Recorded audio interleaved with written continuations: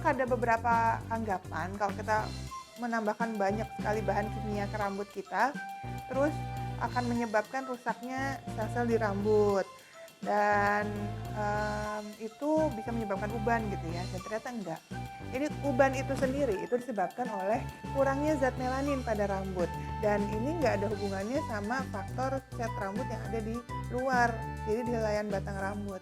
Biasanya ini dipengaruhi oleh asupan gizi atau nutrisi yang ada di akar rambutnya, atau juga bisa secara genetik memang dari lahir gampang cenderung tumbuh uban atau gampang rusak. Jadi sel-sel melanositnya tuh tidak memproduksi seperti orang lain gitu ya, yang normal. Jadi memang nggak perlu khawatir, nggak akan bikin nambah uban hanya karena ngecat rambut. Dan yang terakhir, ini cukup sering ditanyain juga, bahwa kalau misalnya ibu hamil dan menyusui itu nggak boleh ngecat rambut, mitos atau fakta? Wah, saya harus berbagi pengalaman nih, karena yang ini saya harus bilang bahwa setengah fakta. Kalau saya sih setujunya kalau pada ibu hamil tidak disarankan untuk ngecat rambut.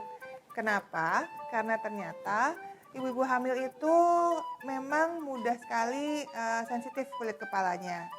Dan ngecat rambut ini kan menggunakan bahan kimia yang kadang-kadang bisa membuat kulit kepala jadi lebih terasa gatal, kering, dan muncul kemerahan. Apalagi pada orang-orang yang kulitnya sensitif. Itu sebabnya sebelum ngecat rambut, ingat ya, dites dulu alergi nggak sama bahan kimianya. Biasanya ngetesnya kalau nggak di bagian sini, di lengan, atau di balik telinga, bagian sini. Itu dites dulu sekitar 10 menit, kalau nggak ada reaksi apa-apa baru boleh ngecat rambut. Terus kalau saya banyak ngobrol nih sama teman-teman sejawat, memang kalau ibu hamil itu penyerapan pada kulitnya itu bisa meningkat 5 kali lipat dibandingkan pada saat tidak hamil. Itu sebabnya yang menyebabkan kita tuh harus pilih-pilih banget produk yang kita gunakan pada ibu hamil.